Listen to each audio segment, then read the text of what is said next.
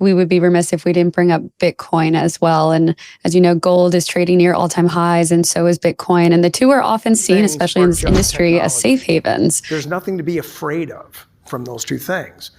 But they've been kind of blocked into this crypto thing, and so everybody says blockchain, and they freak out. But then Ripple's like, hey, wait a minute, we're just one of many bag holders of XRP, leave us alone. And Ripple's also arguing, hey, this is inconsistent. Why did you let Ethereum skate? Why did you let Bitcoin skate? Why not us? Hey there, future millionaires. Welcome back to the channel. It's so good to have you here again. I genuinely hope you're crushing it today, no matter where you're watching from around this amazing world of ours. All right, let's dive into something huge. We're talking XRP today, and wow, things are getting interesting. You know what? All this buzz about the Fed and Ripple, it's giving me serious 2019 vibes all over again. Remember back then when everyone was going crazy talking about the digital dollar and how XRP could be the one moving it? Well, guess what?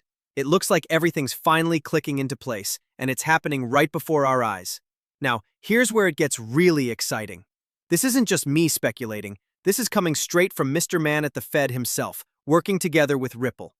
And these aren't my words, people. This is directly from the Federal Reserve. Here's the exact quote that's got everyone talking. There is, in my view, room for beneficial coexistence. For example, a politically independent Fed operating an elastic currency supply with congressionally assigned mandates for price level stability, together with Ripple, a currency-agnostic, peer-to-peer payment system designed to facilitate low-cost payments. Can you believe it? This is exactly what we've been waiting for. But here's the thing that's absolutely mind-blowing. The Fed has known for years that they were going to partner up with Ripple. Think about that for a second. Years! They've been quietly building all of this behind the scenes, putting all the pieces together while we've been speculating and wondering what's going on. And trust me, this is just the beginning. It doesn't stop there, not even close. Banking's new bridge. Why XRP is leading the charge as Fed eyes payment accounts. And get this, a top German analyst just dropped some incredible insights. They're saying that XRP isn't just a cryptocurrency anymore. Nope, it's transforming into something way bigger. We're talking about a global banking bridge that connects everything together. And here's the kicker. This is all happening while the Fed is actively exploring payment accounts specifically for fintech and crypto companies. The timing? Absolutely perfect. You know what's really fascinating? Countries all around the world are waking up to what Ripple can do, what XRP is truly capable of. They're finally realizing we're stepping into this incredible new era where everything happens instantly. Picture this. No more waiting days for cross-border payments to go through. No more getting hit with those crazy astronomical fees that make you want to pull your hair out. The entire world is getting ready for this massive shift. And here's where it gets really interesting. The Fed? They don't have a choice anymore. They have to get on board or risk being left behind completely.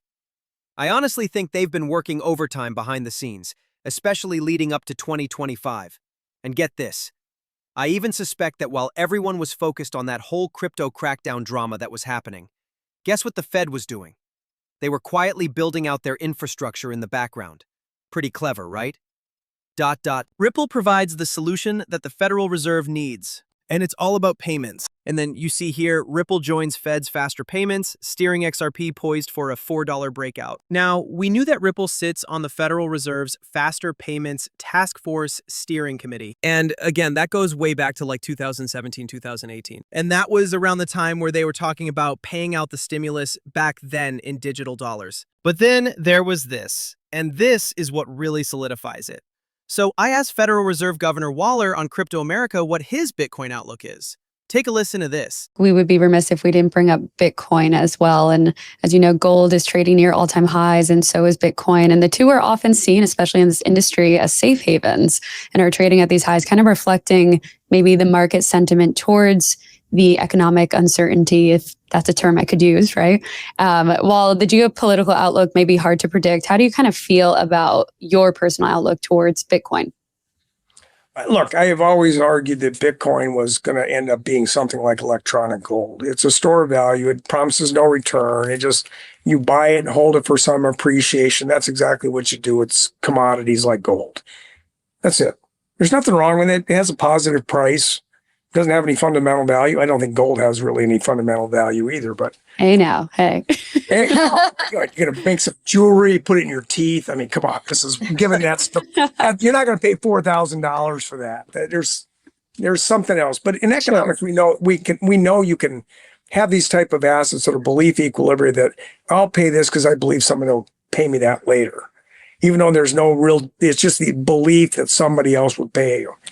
So that's how I kind of think about gold. That's how I think about Bitcoin. And I don't have any dog in the fight. I don't care. People can hold this stuff. I've made this joke before, but people buy expensive baseball cards, which is, what's the fundamental value of a baseball card? It's a lousy picture on a piece of cardboard. You can't tell me that's really useful for anything. Depends who it is, yes. So, but in terms of the price, we've seen this with metals before.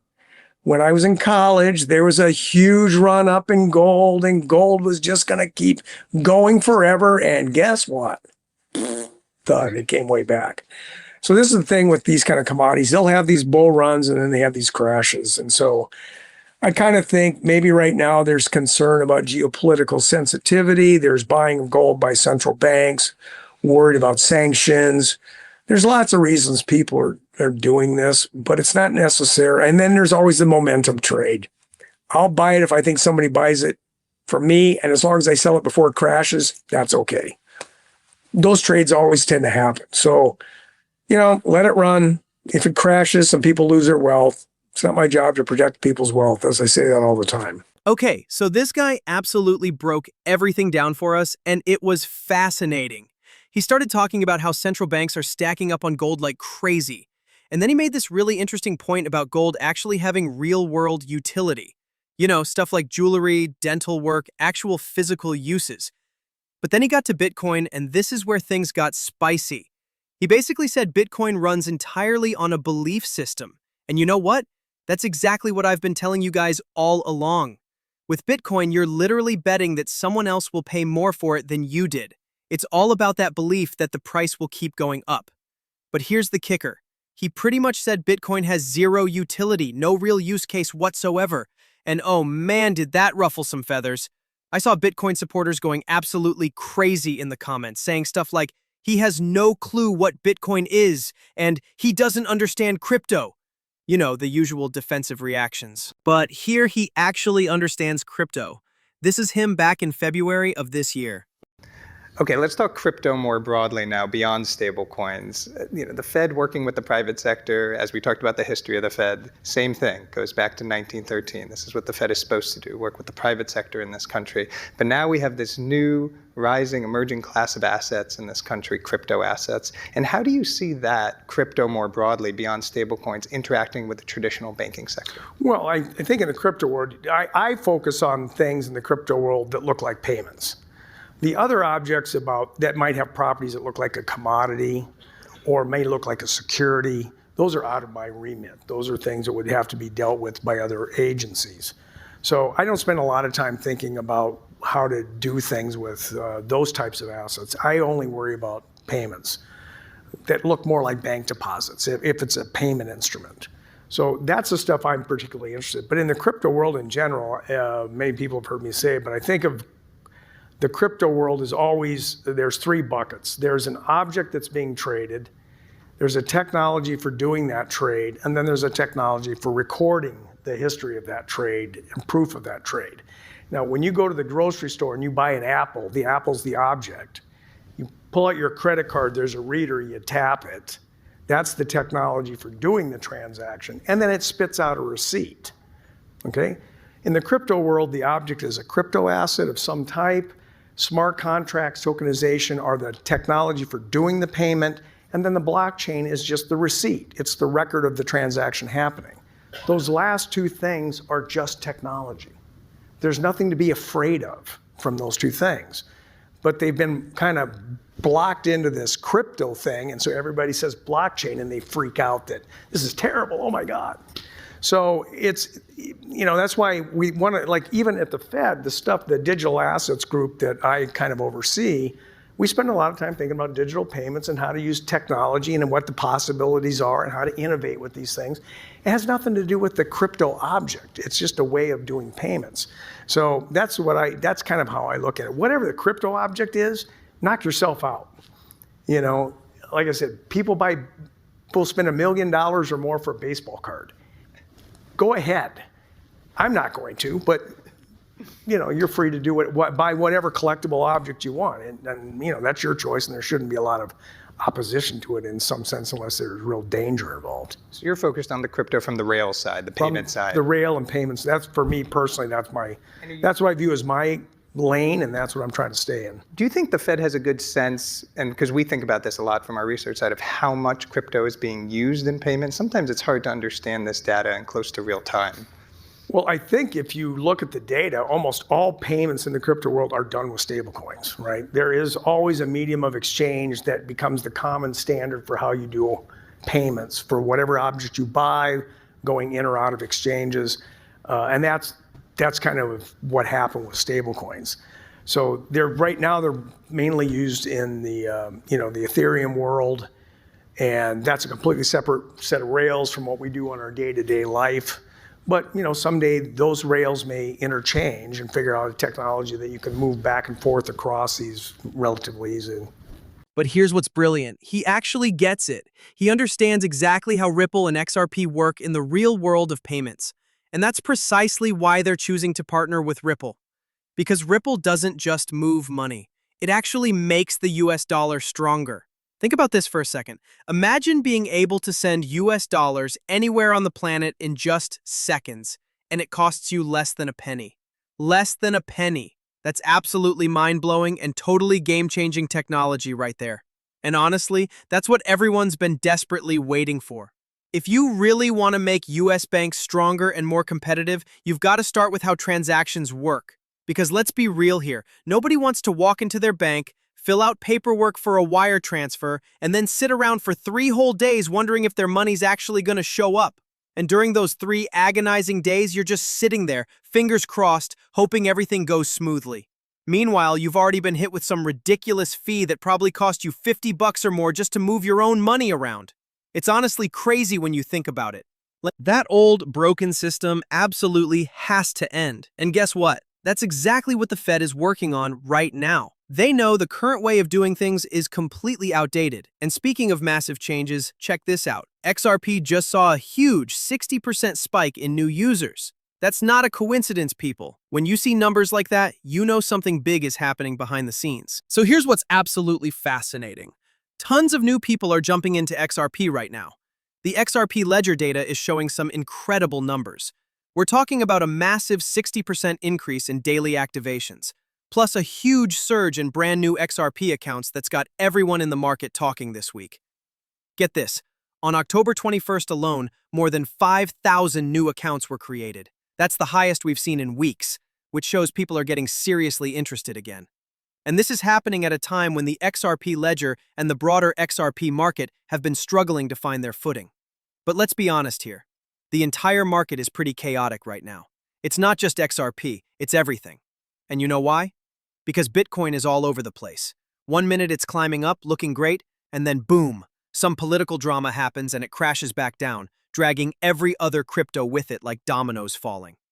But here's what I'm really excited about.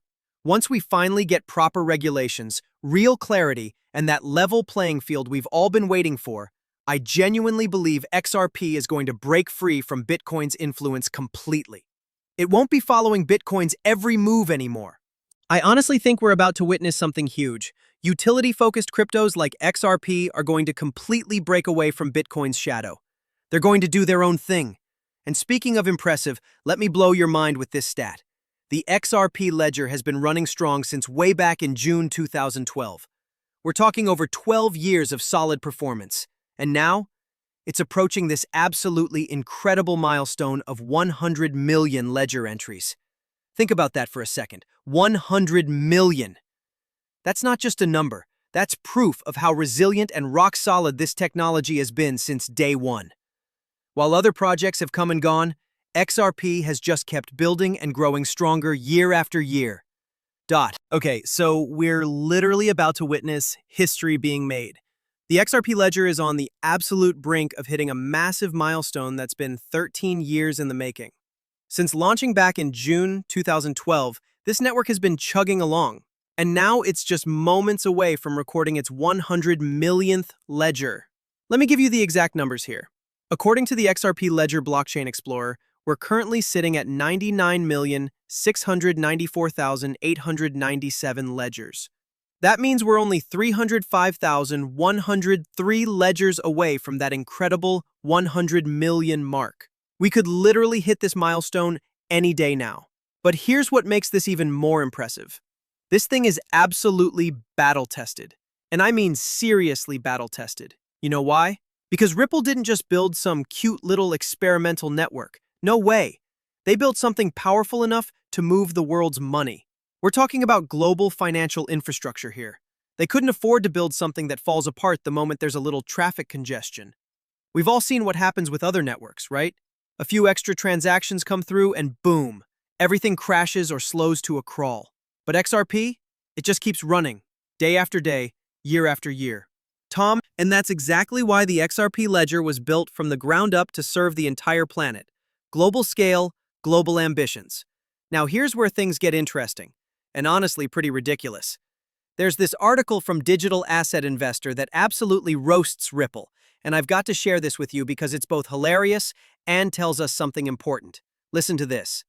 They called Ripple a goofy business and said that for over a decade now, the company has been sitting on these vast quantities of magic beans known as XRP that they supposedly just dump on the market whenever they feel like it. Magic beans. Can you believe that?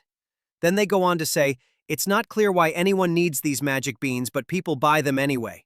And apparently, this has made Ripple so incredibly rich that they just casually dropped $1 billion with a B to buy a treasury management company called G Treasury this week. And then comes the real kicker. They're basically asking, how much longer can Ripple keep this magic bean factory running? I mean, the sarcasm is just dripping off this article. But you know what? Sometimes the biggest critics end up proving just how successful something really is. And you know exactly why he said that? Because this entire article is basically one giant hit piece against XRP and Ripple. They're really going all out here. And then they have the audacity to say in this same article, well, this can only go on for so long, and Ripple will eventually have to prove they can build a real business. Are you kidding me? Like, Ripple isn't out there right now making major acquisitions and building this absolutely massive business empire. It's not just about Ripple as a company either. Everything they're doing brings real utility to what we're all holding, which is XRP itself. But here's what really gets me. These critics love to obsess over the monthly unlock. Oh no, there goes another billion tokens flooding the market. They say this every single month like clockwork. But you know what they conveniently forget to mention? Ripple typically locks right back up around 700 to 800 million of those tokens.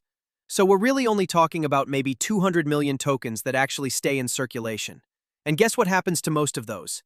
They go toward on-demand liquidity services or get used strategically by Ripple for partnerships and business development. It's not like they're just dumping tokens for no reason. But this is the guy who wrote the hit piece. Take a listen to this. But then Ripple's like, hey, wait a minute, we're just one of many bag holders of XRP, leave us alone. And Ripple's also arguing, hey, this is inconsistent, but why did you let Ethereum skate? Why did you let Bitcoin skate? Why not us? And then more broadly, this sufficiently decentralized test that Bill Hinman of the SEC, just forgive my language, pulled out of his ass. Every lawyer is like, what the hell was that? Ironically, it kind of works. Like some of the more kind of cutting edge law professors are like, we need a new test for this thing, because a central prong of the Howey test is it a coordinated effort by people to make a profit? You know, so maybe that's not the words coordinated effort, but it's sort of like the efforts of others. You know, so if there's a group of people like operating to make you a profit, that's centralized, that's a securities offering. The crypto community is saying, hey, we get to a point where, you know what, it's decentralized, no one's really in charge, deal with it. So that's the big test right now, that prong of the Howey test. And has, you know, Ripple eclipsed it? Probably not. Is it time for a new test? Yes, probably. But there is no new test. There's only the Howey test. So that's where we are right now. So these critics are still desperately trying to push this narrative that XRP is somehow a security and that it's centralized. They just won't let it go. But here's what's really happening behind all this negativity. They never expected Ripple to actually win. They were so confident that Ripple would get crushed by that SEC lawsuit. They thought for sure Ripple would crumble somewhere along the way and just disappear. But guess what? That didn't happen, did it? And now? Now they're absolutely terrified of XRP. You can see it in every article, every comment, every desperate attempt to discredit it. They know exactly what's coming. XRP is gunning straight for Bitcoin's throne, and they're scared out of their minds. The tables have completely turned, and suddenly all these Bitcoin maximalists who were laughing at XRP holders are starting to sweat. Because deep down, they know XRP has real utility, real partnerships, and real momentum that Bitcoin just can't match in the payment space. They know exactly what's coming. XRP is going to flip Ethereum in this bull run, and honestly, there's a really solid chance that XRP could end up flipping Bitcoin's entire market cap too. And let me tell you something, the day that happens, if it happens, that whole belief system around Bitcoin, it's going to absolutely crumble. I'm talking complete collapse of confidence here. Think about it. Bitcoin maximalists always fall back on the same argument, right? Bitcoin is number one. Bitcoin is the king. Bitcoin will always be on top. That's literally their entire foundation. But what are they going to say when Bitcoin becomes the number 2 cryptocurrency? What's their comeback then? You know they love saying there's no second best when talking about Bitcoin. But imagine if XRP just completely flipped their market cap and suddenly Bitcoin is sitting in second place. How do you explain that away? How do you keep that belief system alive when the facts are staring you right in the face? The whole narrative would start falling apart, piece by piece. And you know what's incredible? XRP just keeps getting stronger, even when it's getting hit with all this fear, uncertainty, doubt, and people panic selling. It's like the more pressure they put on it, the stronger it becomes. So what does all this mean for XRP? Well, you know I've been telling you this from day one. Just completely ignore all that FUD. You're literally going to see negative XRP headlines every single day because some people have this weird obsession with hating this cryptocurrency. I honestly don't get it, but whatever. Here's my strategy, and it's super simple. When you see a red day, that's your signal to grab some more XRP. You already know exactly where this is headed, and it's about to absolutely explode. And when it finally does break out, and trust me, it will, all that FUD is going to disappear like it never existed. You'll start seeing the exact same mainstream media that was bashing XRP suddenly hyping it up like crazy. We saw this exact same thing happen back in 2018, and I'm 100% convinced we're going to see it all over again, but even bigger this time. So until that magical moment arrives, just stay patient, keep that positive energy flowing, and let's get rich together. All right, everyone, that's a wrap on today's video. I seriously want to thank each and every one of you for watching. You guys are absolutely amazing, and I appreciate you more than you know. I'll catch you in the next one, and until then, have an incredible night.